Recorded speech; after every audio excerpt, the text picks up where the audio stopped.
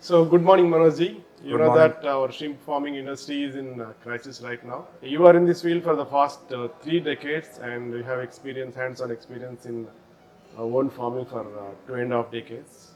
Your presence is there in all the verticals of shrimp industry, right from hatchery, nursery, own farm, own health products, and you have your dream project of Zingalala to promote domestic consumption of shrimps in India. I have tasted your shrimps in Zingalala. Its taste is exotic. I want your perspective on few aspects, and I want you to speak from your heart, not from your mind. What is your perspective on crop holiday? First of all, Dr. Amerneni, I hold a lot of love and respect for you because I've been following you and your good work and presentations, especially videos. You are doing a fantastic job for the farmer community. When you said that, speak from the heart, not from the head. So you know that I'm very passionate about shrimp farming, and today whatever I have achieved, little so far in my life, I owe it everything to shrimp farming. And it's really saddens me to see last 3-4 years the way the shrimp farming crisis is going on, especially in Asian region and post COVID and with ongoing war. So even I've been listening from last 6 months in India that Andhra Pradesh farmer wants to go for a crop holiday. They are not making money. They are losing money, and what is going to happen next? And but I will see that I'm a farmer. I'm doing it 100 200 hectare. My entire bread butter of a family depends upon my farming. I have almost 200 workforce working with me. So to me, honestly, the present crises are not permanent crisis. The post-COVID, the immobilization of laborers or the shortage of the material or the high soybean prices. I know there is a 20-25% increase in feed cost. So is the fuel and electricity cost.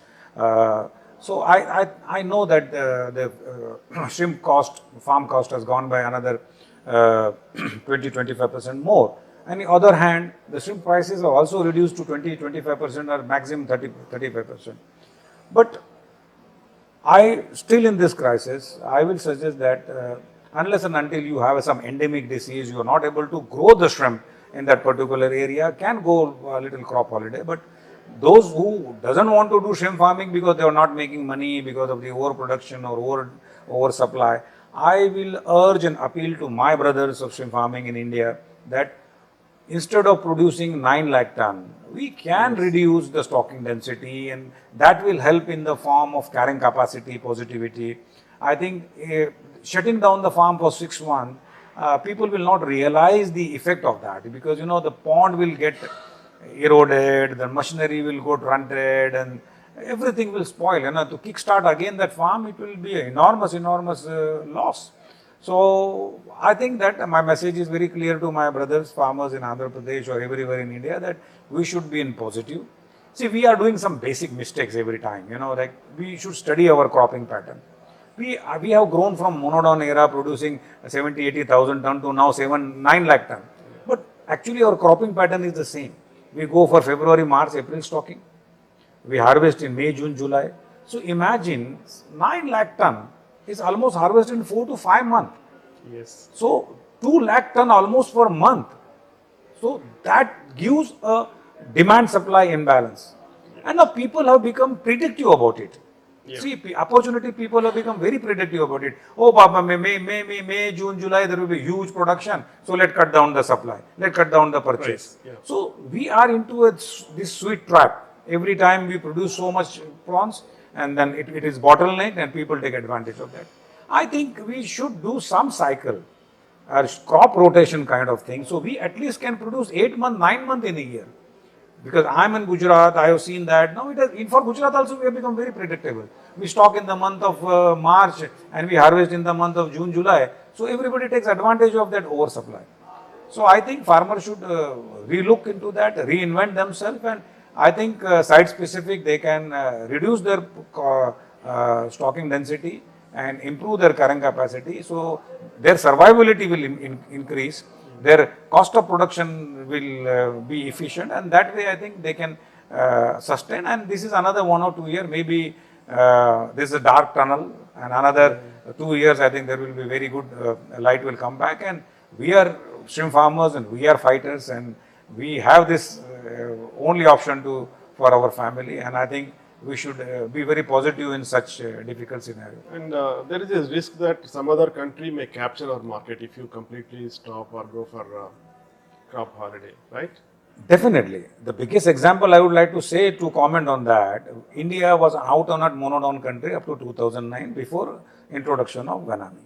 What happened? Last 10, 12 years, we have forget the market. We are not focusing on monodon. So eventually what happened? All the good buyers who used to buy from India with the title Indian Black Tiger, that market has completely collapsed. It is gone. It's vanished. This year, we have produced just 35-40,000 ton of monodon, and we have struggled to sell that monodon, which was not even 5% of our total production. So what you said is very true. If you don't produce at particular time, that opportunity market will go to somebody else. Yes. So I'm not saying that we should stop producing. I'm saying we should bring down, curtail down the production. So there will be a demand, there will be a push. So automatically there will be a market. For example, 3 months back in Andhra Pradesh, 100 count was 180. Now same Andhra Pradesh, they are getting 240, 260. To surprise Gujarat, we always get 30, 40 rupees less than Andhra Pradesh. But I am the only farmer from last 7, 8 years who intentionally produce an off crop. Means I stock in the month of September, Vanami, harvest only 12, 13 gram, which is somewhere about 70 count. And right now also when I'm talking to you, I'm harvesting my pond and I'm getting already 340, 350 for 70 count. I'm making good money on that. I think this is a very clear message for farmers that we should be smart enough to create always a shortage of shrimp into the market. And definitely then there will be a huge demand. And some farmers are going for monodon. So what's your take on monodon? So last year you struggled to sell material in the international market. So what's your take on that? See, I put it up very simple, I think somewhere we are all one as an industry, we say that. We all sit together, also say. But what I find is that we sit together, but we don't face each other. Processors are in the same table, farmers are in the same table, so is the hatchery owner, but we are sitting opposite to each other. I think we are one as an industry and we should understand that we only need to work together to sustain this industry. For example, I will tell you, everybody knew in 2018 that monodon Unibio Aqualma has come or Moana has come. There will be a seed production. Hatchery people have geared up 10, 12 hatchery to produce monodon. So is the feed millers. Top 6, 7 companies, they came into monodon.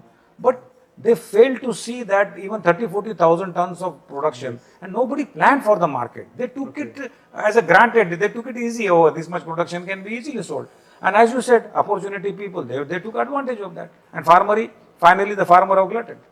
So I think there is a mismatch, there is a lack of planning and there is a lack of coordination among farmers and the industry people.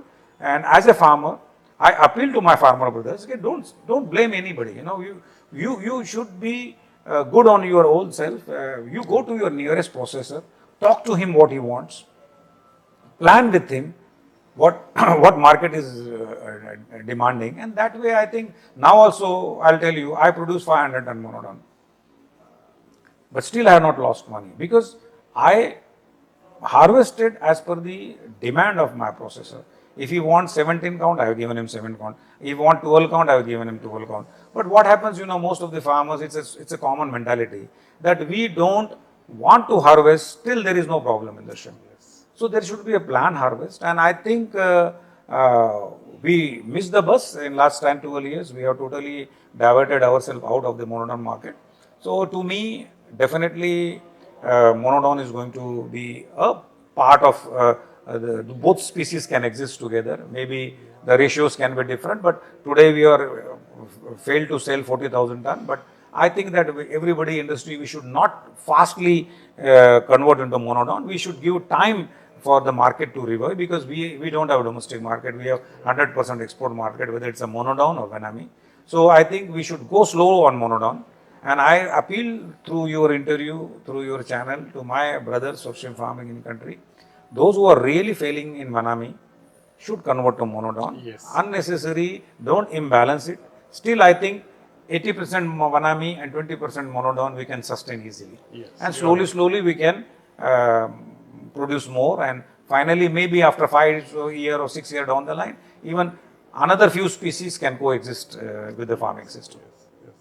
So when it comes to domestic market, we have a huge scope in India for the domestic market. Population-wise, we are most world number 1 or number 2 position. And what are the major bottlenecks? See, I don't think there is a bottleneck, because I was recently in Brazil, and I was so impressed with Brazil. They hardly produce 8 gram, 10 gram, 12 gram shrimp, and close to 1 lakh ton, and 100% is sold in domestic market. When the anti-dumping duty was put on them, somewhere about 12%, I think the industry shattered, but they revived so good. Brazil, with only 15-16 crore people, they can eat 1 lakh tons of shrimp easily, and still the farmers are so happy, because their cost of production is $2.2 to $2.5, and still they are selling 100 count shrimp or 80 count shrimp at $3.5 and happily making money. So on this very harsh time, I think very bad time, even Brazil farmers are the happiest farmer in this world. And if you see India, those people, as you say, that opportunist people who deliberately don't wish to have a domestic market in the country, they are misguiding the entire force. But if you see, I'll ask you, as per the data of Indian government figures, the National Fishery Development Board, we produce 150 lakh ton, 15 million tons of freshwater fish, and it is transported from Andhra Pradesh to Agartala, Kashmir to Kanyakumari, and we say that we don't have a market, we don't have a distribution network. Even shrimps can be harvested and supplied into the same channel through ice and chill.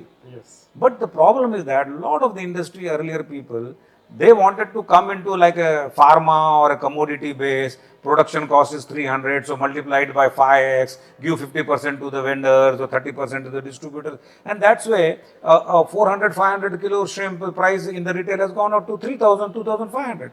And that was unacceptable for the local market. And we have 755 districts in our country. You minus the coastal district. Why every time somebody wants to come into a domestic market and he wants to sell into the same coastal districts where local shrimps are available for 300 or 400 rupees? That's not going to work. I think we need to explore the inland markets, and I think we have, as per the National Health Survey of 2016, 75% population of India is a non-vegetarian population, and we eat tons and tons of chicken and meat. And I think as you asked me, bottleneck is, I think there is a misconception among even the top doctors and physicians say that shrimp has a cholesterol, but they never say that has a good cholesterol. It's not a bad cholesterol. So I think on that line, I started a small concept which is called Jingalala, because a lot of people, still 90% of the non-vegetarian themselves doesn't know how to cook shrimp. Yes. They cook like either mutton or chicken and they spoil the show. I've seen with my experience of Jingalala from last 6-7 years, shrimp gets cooked with the own curry heat. Once you boil and you put the shrimp, it is 30 seconds or 1 minute the shrimp gets cooked. So I think we don't know how to eat the shrimp, and a very big awareness program has to be done. How to cook the shrimp. Yeah. We know how to produce the shrimp, but we don't know how to cook the shrimp and how to eat the shrimp. But I'm very positive. I think the industry, all industry should work to that.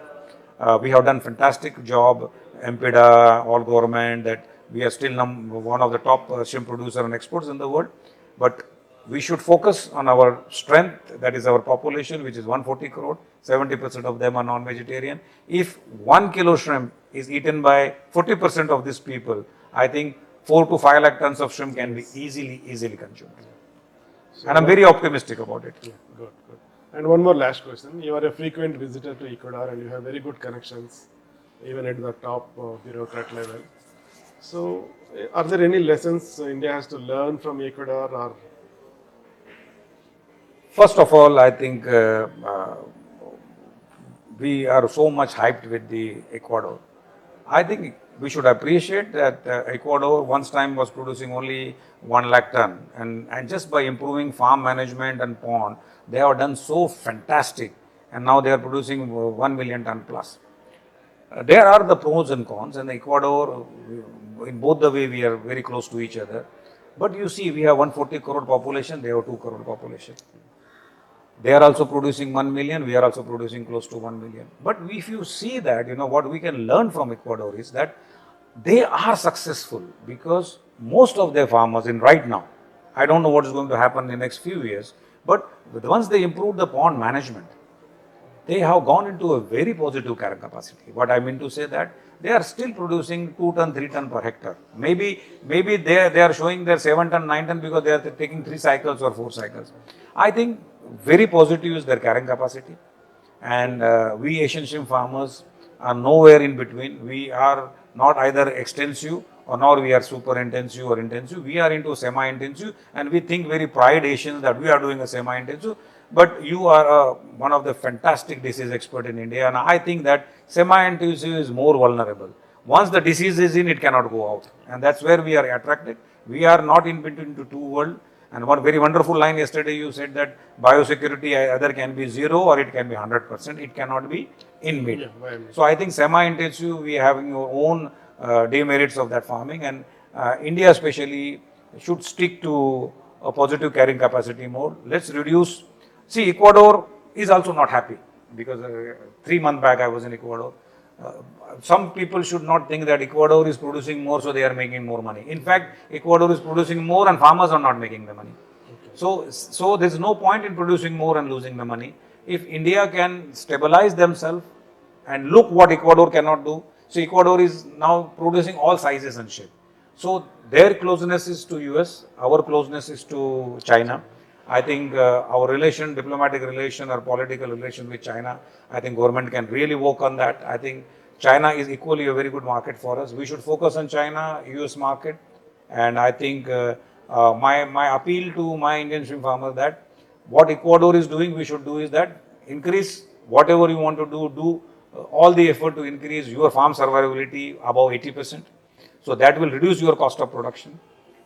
Try to find things better discounted way by paying cash, because a lot of credit policy is adding on the extra cost and extra cost of production to the farmers, because if you buy feed in cash, seed and medicine, I think farmers can easily save 20-30% of your margin. Yes. Whether you pay today or you pay tomorrow, it's your own money, because whether you take it on credit, then also you have to mortgage your house, you have to give your guarantee, your checks, then they will file your case and recovery by selling your property. So I think it's your own money. You pay, buy it in cash or you buy it in 30%. For example, my cost of production on average in Gujarat is 310.